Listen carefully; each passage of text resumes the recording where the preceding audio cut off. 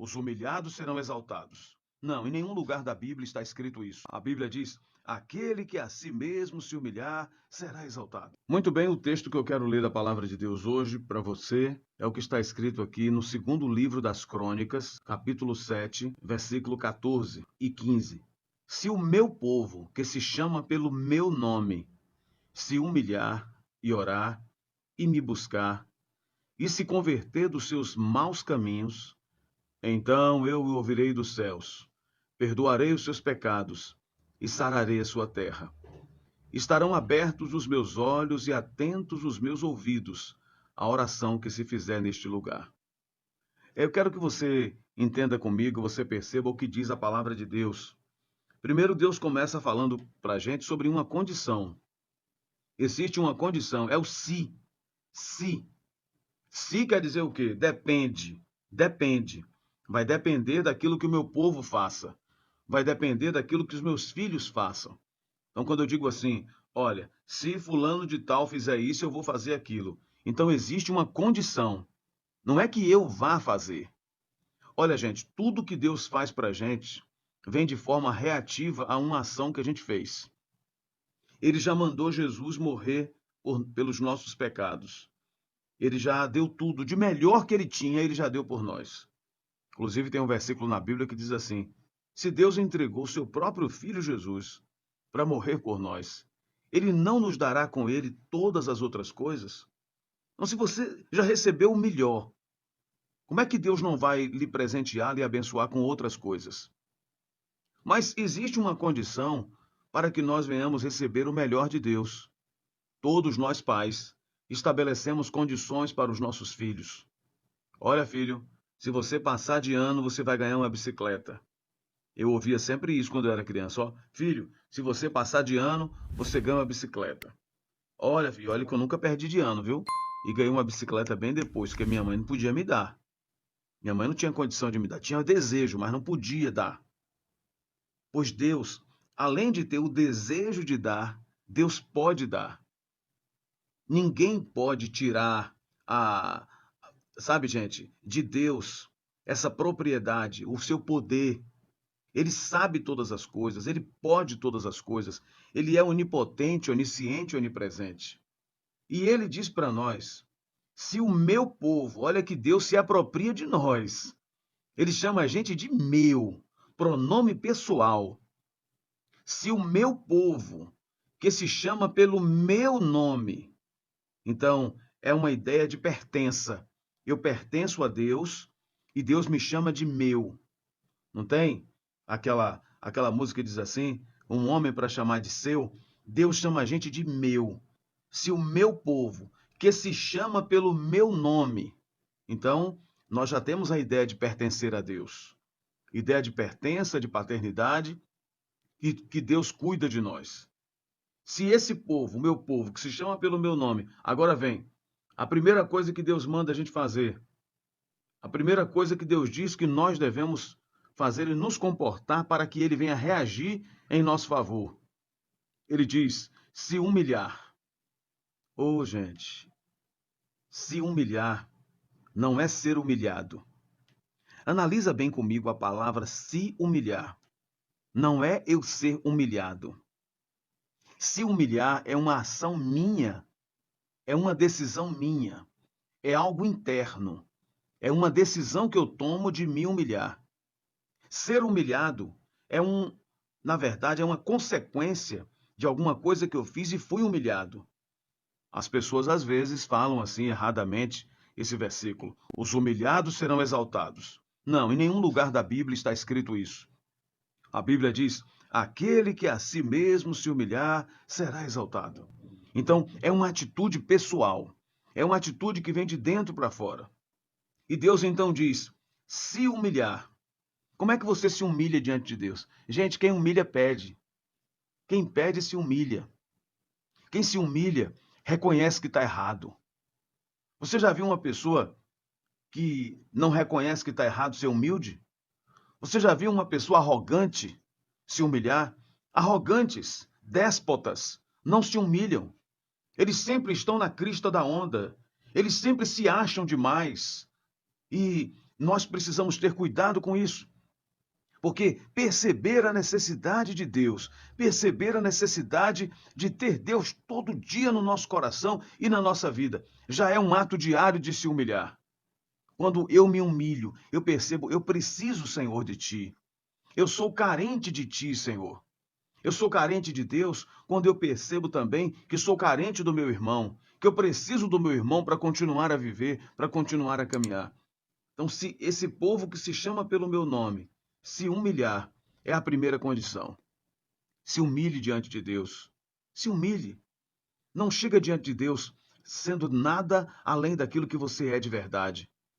As orações que a gente ouve às vezes, a gente observa assim, que algumas pessoas oram para os outros, não é? Como é que algumas pessoas oram para os outros? O Senhor Jesus uma vez falou sobre o fariseu e o publicano. Ele contou uma parábola do fariseu e do publicano, que o fariseu, ele orava de pé e dizia assim: glórias a ti, ó Deus. Olha a oração de uma figura logorreica. Logorreica é aquela pessoa que fala para os outros ouvirem. Não está falando para uma pessoa, ele fala para que todos ouçam. Olha a oração do fariseu. Ah, Senhor, glórias a ti que eu não sou como esse publicano. Eu não sou como essa pessoa pecadora. Ah, Senhor, eu oro todos os dias, eu faço isso todos os dias, eu faço aquilo todos os dias. Ah, se você acha que Deus vai fazer alguma coisa pelo que você fez, pelo que você merece, então você já foi destituído da graça, porque graça é um favor imerecido. Não é nada pelo que eu fiz, não é nada pelo que eu posso fazer. É porque Deus é misericordioso.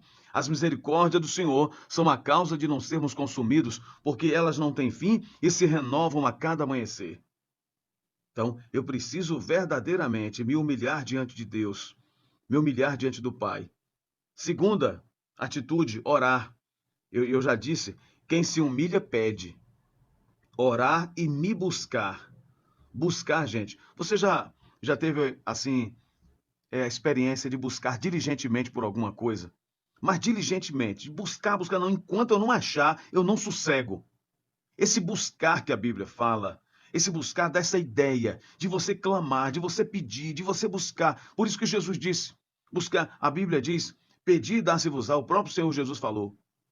Buscar e encontrareis, bater e abrir-se-vos-á. É uma repetição, é quando você busca todos os dias. Cada dia você pede, cada dia você clama, com palavras diferentes, mas você clama todo dia, você busca todo dia.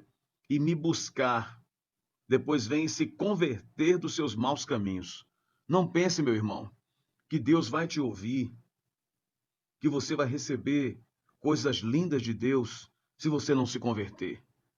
Você pode até achar que recebeu uma coisa de Deus nesse mundo e não ter sido de Deus, porque Satanás também dá as coisas. Aliás, ele é especialista nisso. Ele tentou fazer isso com o próprio Filho de Deus. Olha, Jesus, se você me adorar um tiquinho só que seja, eu vou te dar todos os reinos do mundo. Você está vendo aqui, Jesus, a Torre Eiffel lá de Paris? Você está vendo aqui o Cristo Redentor, que representa lá o Rio de Janeiro, é uma das maravilhas do mundo? Todas essas maravilhas aqui, olha, as pirâmides do Egito, Senhor, o mausoléu de Alicanasso, tudo que faz parte das maravilhas do mundo, eu vou te dar, se você só me adorar. Você já pensou? Satanás fez isso com o próprio Filho de Deus. Não vai fazer comigo e com você? Quantas coisas, quantas propostas indecorosas são feitas por Satanás a gente, para que a gente saia da presença de Deus, para que a gente saia do centro da vontade de Deus em nossa vida. E aqui a palavra do Senhor diz se converter. Você sabe o que é converter? Tem uma comparação muito básica e fácil para a gente entender o que é converter. Você está no sinal vermelho. Aí o sinal vermelho faz uma transição para o amarelo e depois vai para o verde. Então ele fez o quê? Se converteu. Já não é mais o vermelho, agora é o verde. Você sabe que se converter significa você não fazer mais a sua própria vontade, mas você passa a fazer a vontade do outro. Converter, gente, é uma questão de compreensão de relacionamento. No dia que você encontrou sua esposa, no dia que você começou a namorar com ela, você já começou a mudar. No dia que você começou a namorar com o seu marido, você já começou a mudar. Porque tinha coisas que você fazia que agora você tem que se conscientizar. Eu vou ter que me adequar ao outro. Relacionamento é você se adequar ao outro, é você se modificar e não querer modificar o outro. Relacionamento é isso. Você observa o que é que eu posso fazer para conviver melhor com este rapaz que quer namorar comigo. Se casou, o que é que eu posso fazer para conviver com esta mulher ou com este homem? Não, mas tem pessoas que não. Ele nunca muda em nada. Ele só quer que o outro mude. Isso não é conversão. Conversão é quando eu entendo a minha própria necessidade de mudança. Eu chego diante de Deus e diante de Deus eu percebo, Senhor, eu preciso realmente mudar. Porque eu não me converto quando eu choro, eu me converto quando eu mudo. Você já parou para pensar nisso? Você pode se converter a um relacionamento, assim na vida social.